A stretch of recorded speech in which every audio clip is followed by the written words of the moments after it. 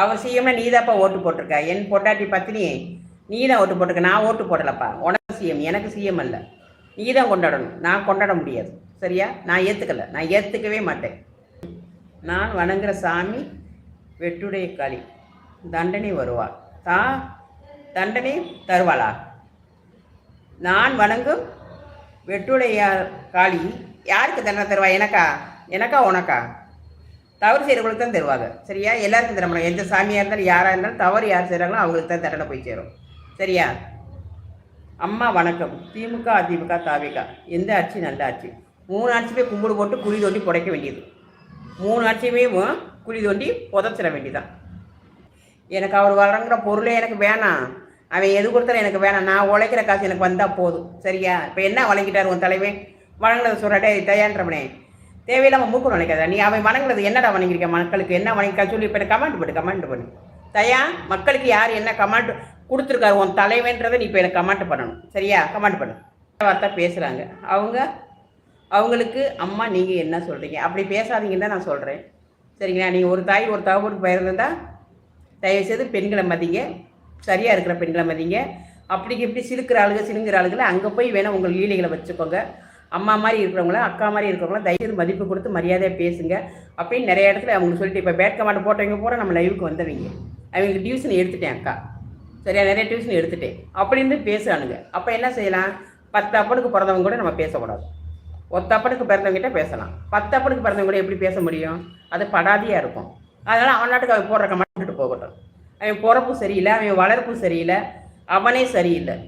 அவனுக்கு நம்ம என்ன டியூஷன் எடுக்க முடியும்? திருந்துடான்னு சொல்லிட்டோம். இப்போ நம்ம லைவில் போட்ட அத்தனை பேருமே தெரிஞ்சவங்க தான். திமுறா தான் கமெண்ட் பண்ணுறாங்க. இன்னும் கொஞ்சம் நாள் கழிச்சு என்கிட்ட மன்னிப்பு கேட்பாங்க. அந்த மாதிரி நான் ஆரம்பத்தில் இருந்தப்போ பேட் கமெண்ட் அள்ளி கொண்டது குமிச்சானுங்க. என்னால் லைவ்லேயே பேச முடியாது. அவ்வளோ பேடான வார்த்தைகள் பேசினாங்க. அம்மா அக்கான்னு சொல்லிட்டு கேட்க முடியாத வார்த்தைகள் போட்டாங்க. ஆனால் இப்போ எல்லோரும் ஒவ்வொருத்தனா மன்னிப்பு கேட்குறாங்க. ஏன்னா நம்மளை பேசினாங்கன்னா கர்மா இருக்குது, அவங்கள சும்மா விடாது. சரியா? குடஞ்சி எடுத்துரும். அதனால் கர்மாட்டை விட்டுருவேன். சொல்லும்போது சொல்லுவேன், சொல்லி கேட்கலன்னா கர்மா பார்த்துக்கும். 4 அம்மா 3 சரியில்லை என்று நீங்கள் யாருக்குத்தான் ஓட்டு போட்டீங்க? அம்மா நான் தான் பிள்ளைக்கு போட்டேன்ப்பா. நான் ஓட்டே போட மாட்டேன்ப்பா. நான் ஒரு ஆன்மீகத்தை சார்ந்தவ. சரியா?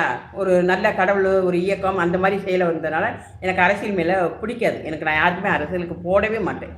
இப்போ தான் ஒரு சமீப காலமாக 2 ஆண்டுகளாக ஆன்மீகத்திலே ஒரு புரிதல் என்ன வந்துச்சுன்னா, அரசியல் சரியாக இருந்தால் தான் மக்கள் சரியான ஒரு இயக்கத்தில் வருவாங்க அப்படின்னு எனக்கு ஆன்மீகம் எனக்கு புரிய வச்சுச்சு. அரசியல் சரியாக இருக்கணும் அப்படின்போது அதில் நான் தேடி பார்க்கும்போது, அதில் நான் சர்ச் பண்ணி பார்க்கும்போது எது சரின்றதை பார்க்கும்போது எனக்கு நாம் தமிழர் தோணுச்சு. நாம் தமிழர் தான் அவங்க சரியான இயக்கத்தில் இருக்கிறாங்க, சரியான சக்தியின் இயக்கத்தில் இருக்கிறாங்க. அது வந்துச்சுன்னா கண்டிப்பாக தமிழ்நாடு சுத்தமாக மாறிடும், சூப்பராக மாறிடும். சரியா? கடவுளோட ஆன்மீகத்திலேருந்து நான் கற்று வந்த ஒரு விஷயம் அது. அதனால தான் நான் இப்போ கொஞ்ச நாளாக நாம் தமிழருக்கு சப்போர்ட் பண்ணி பேசிகிட்டு இருக்கேன். மற்றபடி நாம் தமிழர் நம்ம இருக்கிறோமா இல்லையா, நம்ம மெம்பராக, அதெல்லாம் எதுவுமே கிடையாது. எனக்கு புரிதல் நாம் தமிழர் சரின்னு தோணுச்சு. நான் அதுக்கு தான் ஓட்டும் போட்டேன் இந்த ஆண்டு. சாமி சொன்னீங்க, இப்போ அரசியலுக்கு போயிடுங்களோ? சாமி சொன்னீங்க, இப்போ அரசியல். நாங்கள் அதை தான் நான் சொல்கிறேன் இல்லைப்பா. ஆன்மீகத்தை பற்றி உணர்ந்தவன், ஆன்மீகம் எனக்கு வெளிப்படுத்தினது. உலகம் வரப்போது, எல்லாம் பசுமையான உலகம் வரப்போது, நல்ல உலகம் வரப்போது, கடவுள் வரப்போகிறான்ற ஒரு ஆன்மீக புரிதல் எனக்கு வந்துச்சு. அதுலேருந்து நான் தெரிஞ்சுக்கிட்டது, அரசியல் நம்ம புரிஞ்சுக்கணும். அரசியல் சரியாக மாறினால்தான் மக்களோட கவலைகள் தீரும், பிரச்சனைகள் தீரும்ன்றதை ஆன்மீகம் எனக்கு புரிய வச்சுச்சு. அந்த தேடலில் தான் நான் நாம் தமிழரை உணர்ந்தேன். அதனால தான் அதை பற்றி நான் சொல்லிட்டு இருக்கிறேன். அம்மா எப்போவும் எங்கள் சீமா அண்ணனுக்கு தான். ஆமாம் தம்பி, நமக்கு நாம் தமிழர் கட்சி தான். அந்த கட்சியோட இயக்கம் நமக்கு உண்மையான இயக்கம், சத்தியத்தின் இயக்கம். யாராக இருந்தாலும் நான் சொல்கிறேன், நான் இன்றைக்கி சொல்கிறேன், அதுக்கு ஓட் பண்ணுங்கள். 1 மாதம் டைம் கொடுங்க. 1 மாதத்தில் உங்களுக்கு வேண்டிய ஒரு 1/4 பங்கு பிரச்சனையாக தீரும். ஒரே மாதத்தில் தீரலைன்னா என் கழுத்தை கூட அறுத்துட்டு போயிருங்க. என் கழுத்தை நான் உங்களுக்கு இதாக தரேன். சரிங்களா? ஒப்பு கொடுக்குறேன். என்ன மாறலைன்னா என்ன செய்யலான்னு கேள்வி கேட்பீங்களா? அதுக்கு என் கழுத்தை கூட அறுத்துட்டு போயிருங்க. நான் சொல்கிறேன். அக்கா நீங்கள் சிஎம்மா கொஞ்ச நாள் இருக்கீங்களா? கொடு நீ கொடு. எனக்கு ஒரு மாதம் கொடு. ஒரே 1 மாதம் கொடு. 1 மாதத்தில் எப்படி மாத்திரைன்னு மட்டும் பாரு. கோயில்களில் இருக்கிற நகையை பூரா அள்ளி கொண்டாந்து வெளியே தெரிச்சிருவேன். 1 மாதம் கொடு நீ. 1 மாதம் அக்காவுக்கு கொடு, அம்மாவுக்கு கொடு. நான் எதுவுமே எடுக்க மாட்டேன். எனக்கு தேவை, எனக்கு வயிற்றுக்கு சாப்பாடு, உடை, எனக்கு அது போதும். ஆனால் மக்கள் எல்லாம் சந்தோஷமாக இருக்கணும்.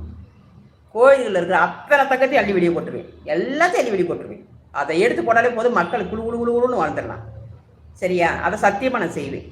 எனக்கு தேவை மக்கள் பசி இல்லாமல் சந்தோஷமாக இடங்கள் நிலங்கள் எல்லாம் ஃப்ரீ தான். நீ எங்கே வேணாலும் வீடு கட்டிக்கோ, நீ எங்கே வேணாலும் உழவு செஞ்சுக்கோ, எங்கேனாலும் நீ பயிரிட்டுக்கோ, நீ வாழ்ந்துக்கோ. அந்த சட்டம் நான் போடுவேன். எனக்கு கொடு, நீ முதலமைச்சரை கொடு. சரியா? அதை கண்டிப்பாக நான் செய்வேன். அந்த இதை கொடு.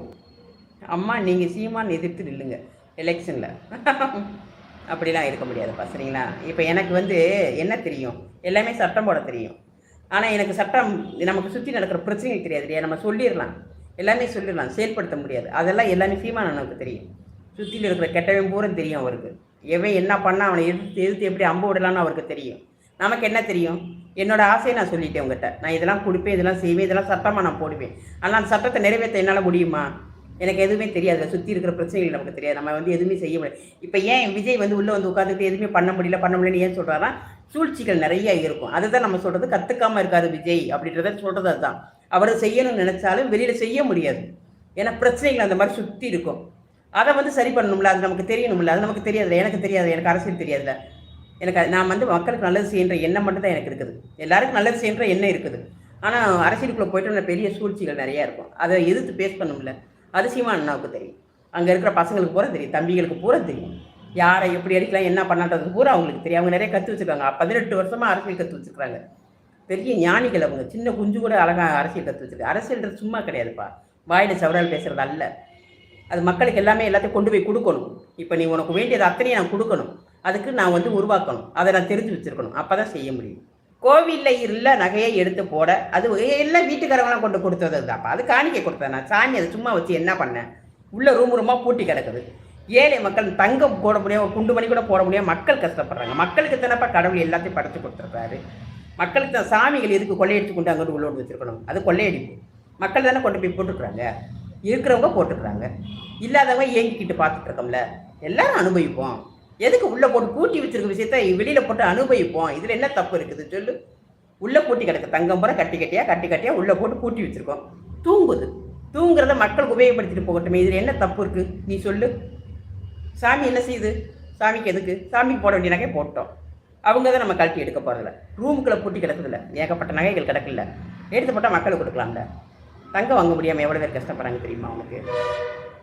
வாக்கு இருக்கா? அப்போ கொள்ளை அடித்த வச்சிருக்க அரசியல்வாதிக்கிட்ட போய் உங்கள் திறமையை காட்டி, ஏப்பா திறமையை நான் எப்படிப்பா காட்டுறது? நான் எப்படி திறமையை காட்ட முடியும்? நானே ஒரு இல்லாதவங்க, நானும் சரி சீமானும் சரி இல்லாதவங்க.